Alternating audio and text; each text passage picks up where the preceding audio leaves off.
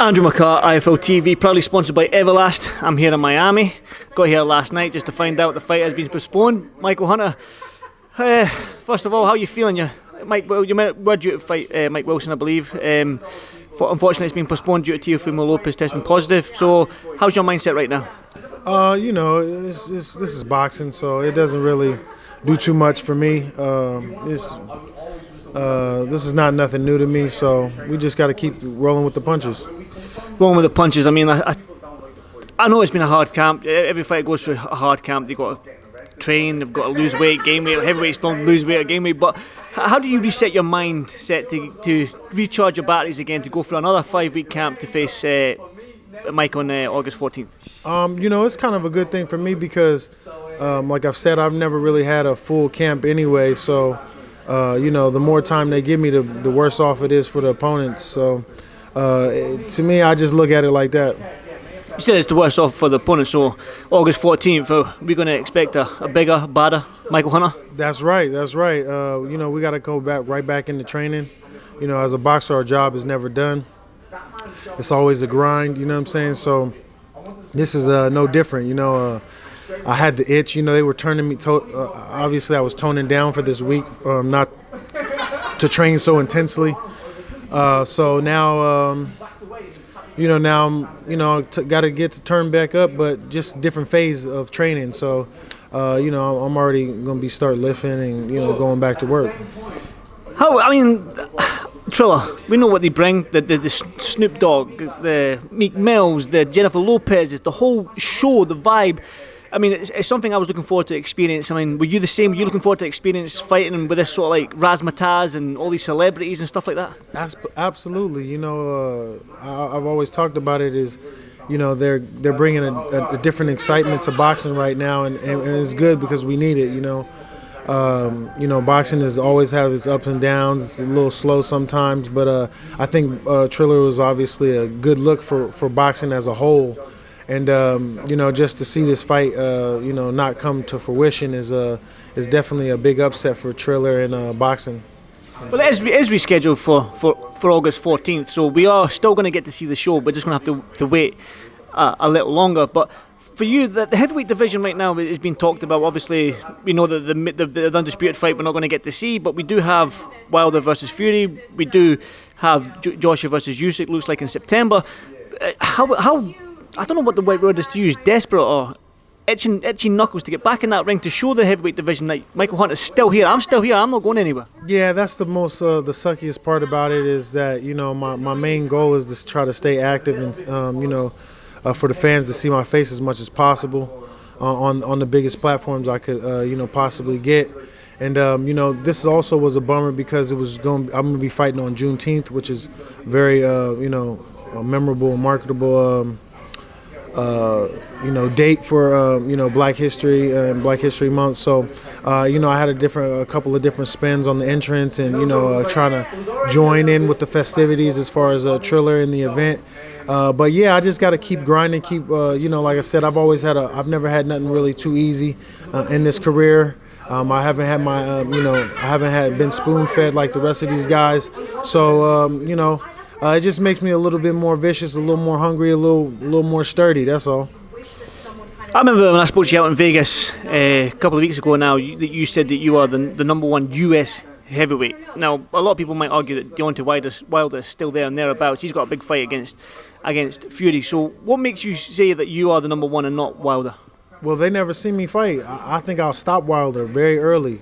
Me and him were Olympic teammates, and I was the heavyweight and he was the cruiserweight, and so that was my only sparring partner. And me and him both know what's happening. So, but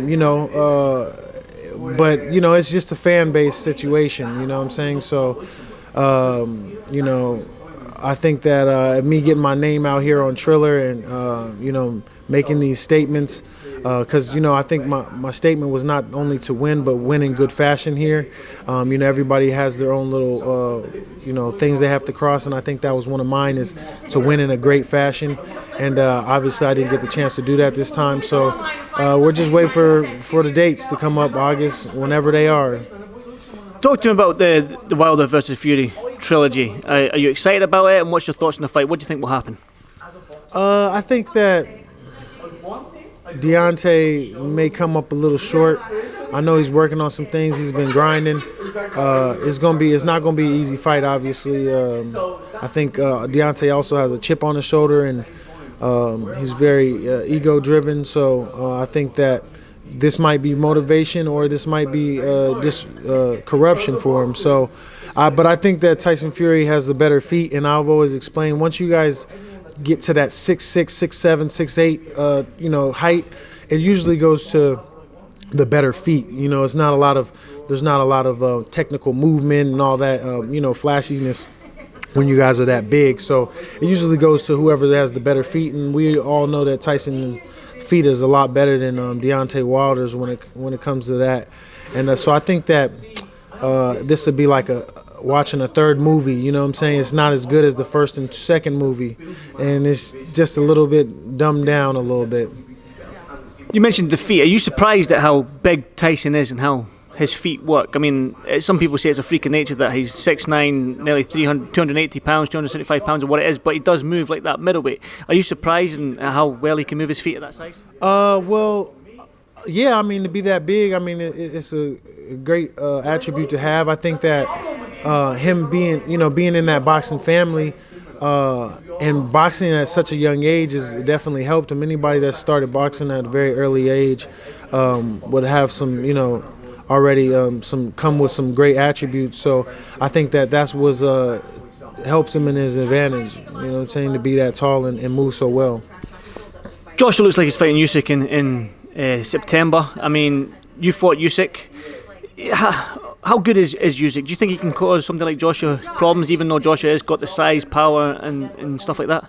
Yeah, I've said this. I really don't think that Anthony Joshua beats Usyk unless he just knocks him out. I mean, it's a heavyweight boxing, so there always can be knockouts, and he's strong enough. He's an Olympian and all that, so he has the accolades and the attributes to do so. But I just think that Usyk is just a little bit more fine-tuned for him.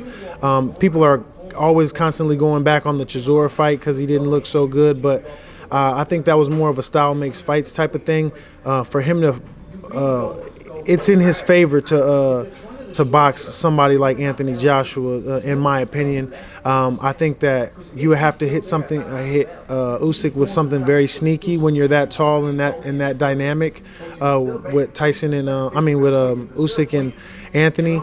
And I think that we know Anthony Joshua's sneaky move is the uppercut, but that's going to be a very rare punch to hit Usyk with. So we know Usyk is very defensive minded, and he's not there to engage. He's there to get the points and win. So it's going to be a very difficult feat and challenge, I think, for Anthony Joshua. He's not going to be able to. It's not going to be as easy as moving like he did with Pulev or Andy Ruiz on the second fight. He's not going to have that advantage. So I think that he should go for broke or something. They're fighting, so there's definitely a chance if they get in the ring. So we'll see. Back to the then. I know you want to become heavyweight world champion. I mean, we spoke about it as well in Vegas that the US dominate the heavyweight scenes for decades. You can go back, like I mentioned, like Muhammad Ali and Sonny Liston's and Mike Tyson's and stuff like that.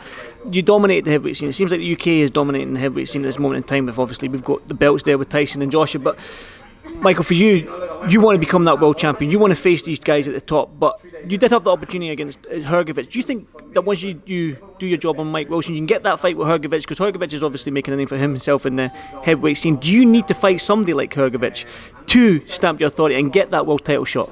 I know it's for the eliminate the IBF for that, but do you think you need to do that? Yeah, I think so, but I think that they'll still always try to avoid me. This is nothing new to me in my career. I think that me being seen and being active has been the biggest challenge in my career. So I think that those are the things I'm trying to cut out and stop. The Hrgovic, we talked about the purse bid before, and they didn't really want to make the fight happen because of all the behind the business thing, jabs and stuff that they were doing.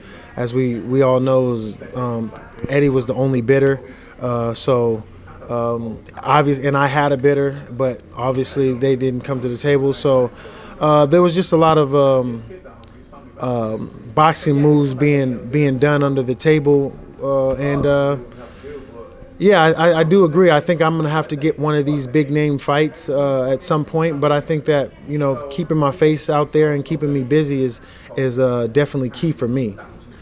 Do you have to come to the UK and fight again? I mean, you beat something like Mark McCauley, or do you need to fight somebody like one of our guys like Joe Joyce or something like these guys back in the UK? I mean, I'm gonna be willing, but I just like the UK anyway, and just in general. So if it's an opportunity that there's some smoke out there, then I would take it. But you know, because all the UK fans got so much love for me. Yeah, you know, my main thing right now is just to stay busy, stay active, and let the chips fall where they may. When the time comes, you know, we strap them on. That's it. Finally, back to you then, August 14th. I know that you're going to be more vicious. You said that 10 minutes ago. You're going to be more vicious. You're going to be a hungrier Michael Hunter on August 14th. So what can we expect on that day against Mike Wilson? Man, expect fireworks. We don't know exactly where it's going to be, but, you know, I bring the pain every time. You know what I'm saying? I push it to the limits. You know, I've always fought like that, and I've always had my, you know, my back against the wall in a sense. So, and I always fight like that. So it's either do or die for me. Well, Michael, hopefully I'm back out here August 14th. Hopefully I can interview in better circumstances. You've got a fight date, you've got everything going on. So, Michael, as always, thank you so much for doing this Fightful TV. Safe flight home, and hopefully I'll see you soon. Thank you. Thank you, brother. Thank you.